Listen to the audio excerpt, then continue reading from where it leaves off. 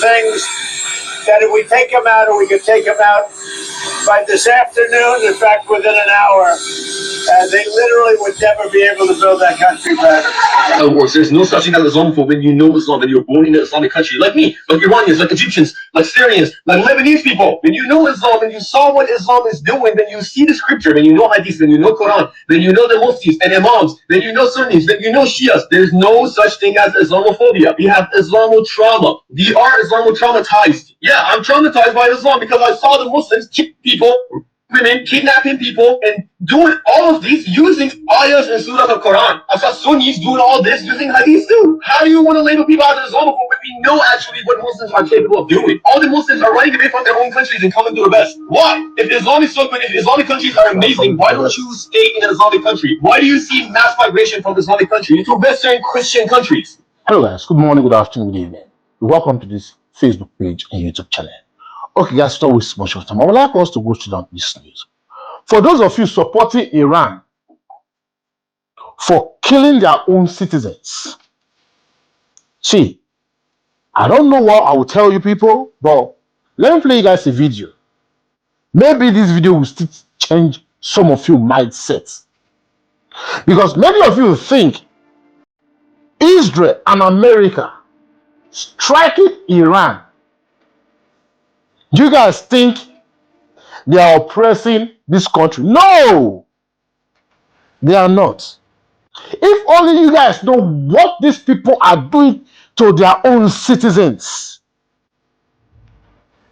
Iranians, the real Iranian citizens, they are coming out, celebrating, like thanking Donald Trump and the Israel Prime Minister for what they are doing in their country. People will get country, they celebrate. When they don't get country, they say America and Israel, they do bad. I don't understand.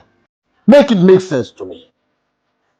And speculation going around, according to the video that you guys will watch now, they say that this man is still alive.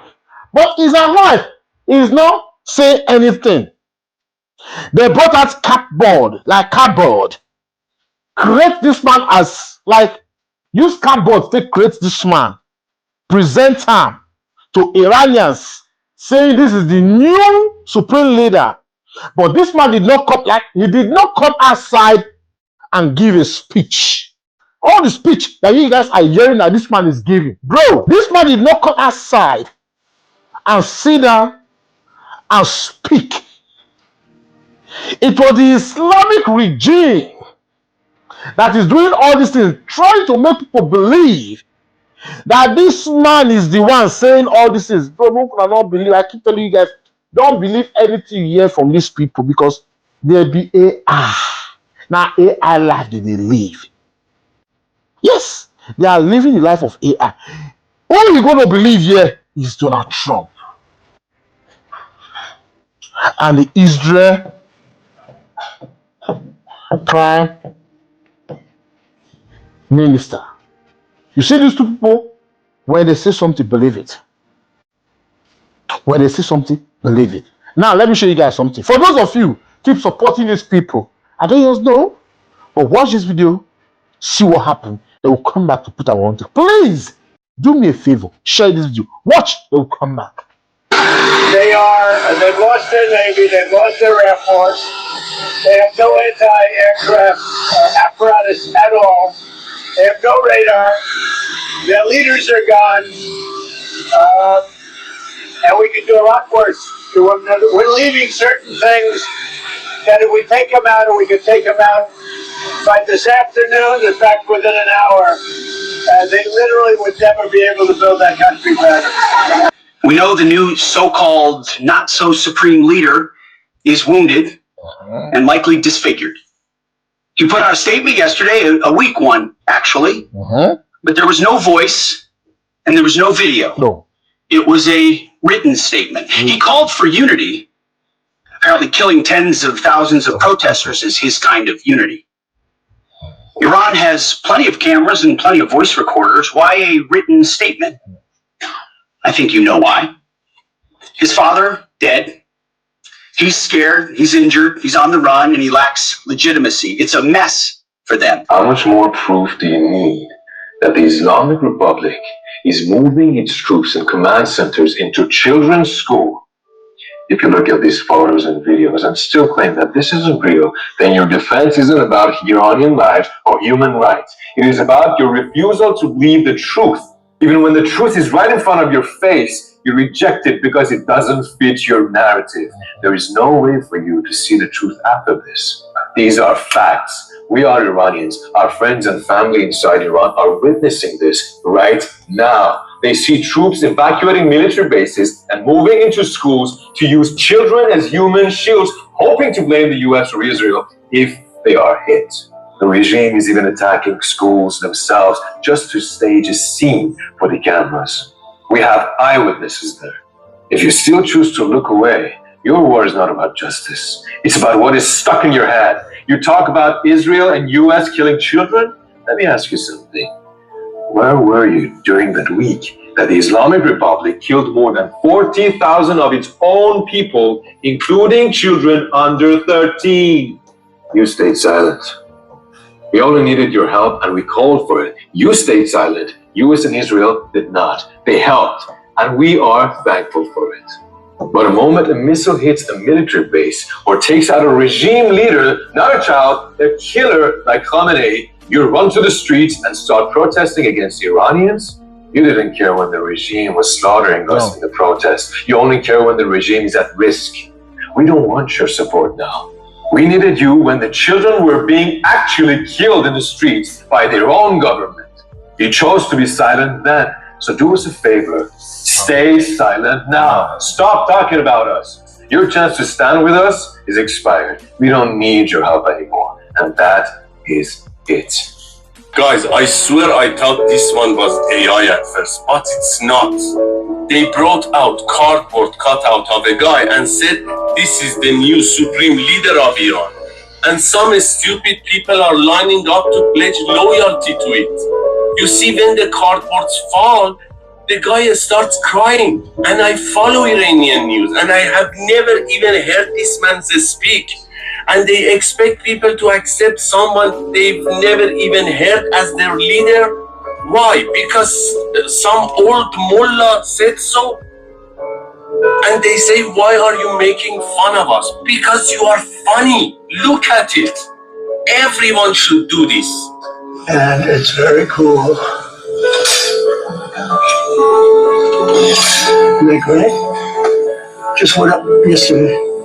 Wow. Islamophobe, Islamophobe. Yeah, Islamophobe. That's not how it works. There's no such thing as Islamophobe when you know Islam, when you're born in an Islamic country. Like me, like Iranians, like Egyptians, like Syrians, like Lebanese people. When you know Islam and you saw what Islam is doing, then you see the scripture, when you know Hadith, when you know Quran, when you know the Muftis and Imams, when you know Sunnis, when you know Shias. There's no such thing as Islamophobia. We have Islamo-trauma. We are Islamo-traumatized. Yeah, I'm traumatized by Islam because I saw the Muslims kick people, women, kidnapping people, and doing all of these using ayahs and surahs of Quran. I saw Sunnis doing all this using hadith too. How do you want to label people as Islamophobe when we know actually what Muslims are capable of doing? All the Muslims are running away from their own countries and coming to the West. Why? If Islam is so good, if Islamic countries are amazing, why don't you stay in an Islamic country? Why do you see mass migration from Islamic countries to Western Christian countries? Why? Explain it right now. You can't even say like, but the verses and the ayahs and in this surah and that surah, it was just for that time. It was just for that one war that Muhammad was fighting. You can't even do that because that means the word of your Allah, the word of your God is not binding, is not eternal. Is the word of Allah binding? Then what Allah said in Surah 9, verse 29, Surah 9, remember, is a very aggressive surah. It's a very aggressive chapter.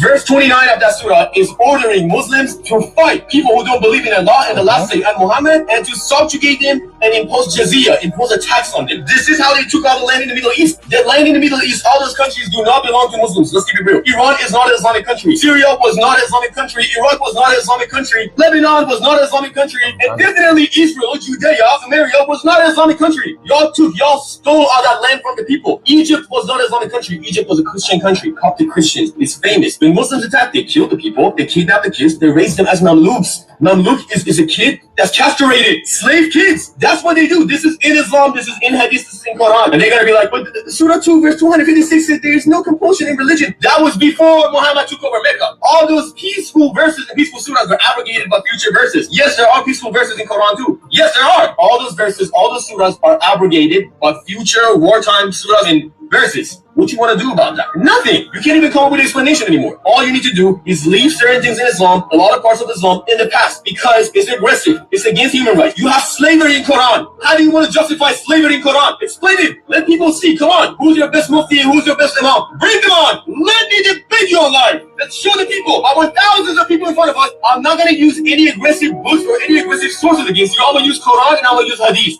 Okay, guys, you watched the video.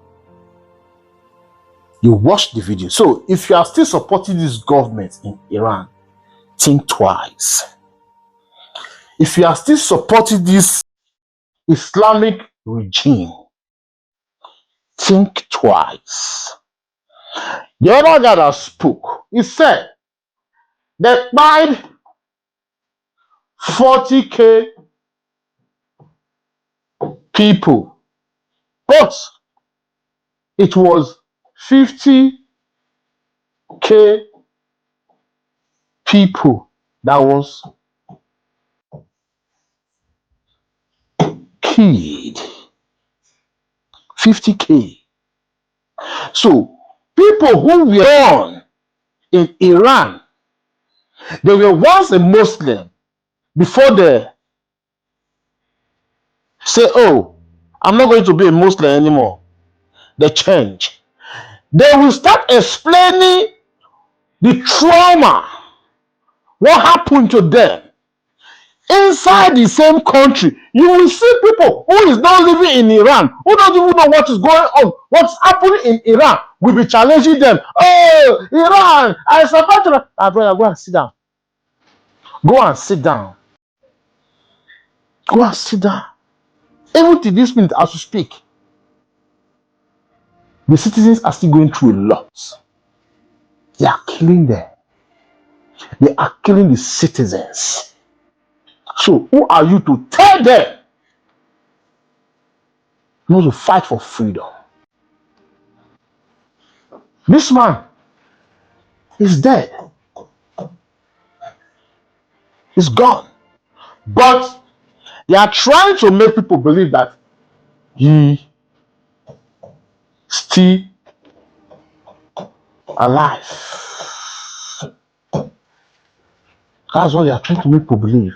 But this man won't law, he don't go. He don't go. He don't go. He gave statement yesterday. No video, nothing. But it was on write up. Now they are now using carbon to create him as their new supreme leader. That's to tell you the Islamic regime in Iran has fallen. Has fallen. Kudos to Donald Trump and kudos to the Israel Prime Minister. I read the comment on my comment section. One of these Muslims came to my comment section. Oh, so you are supporting Israel and America killing Muslim in Iran. Oh, you are supporting, so you hate Muslim. Bro, with what your Muslim is doing, okay, let's forget about Iran. Talk about Nigeria.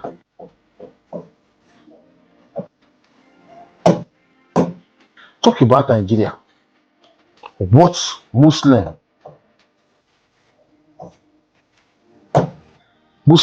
they are doing to Nigerian citizens. What do you want to tell me about that one? Killing Nigerians every day. What do you want to tell me about that? What will you tell me about that? No, what will you tell me? So, you supporting these people, you are supporting evil. You are supporting this Islamic, supporting these people, you are supporting Palestine, you are evil. You are supporting evil. Yeah, you are supporting evil. We are stand with America and Israel to wipe out this regime. Wipe them out. As I will end this video, please share the video, I beg you. Share it, give the thumbs up and subscribe. As you do so, God bless you. See you guys on my next video. Stay safe, guys, and bye-bye.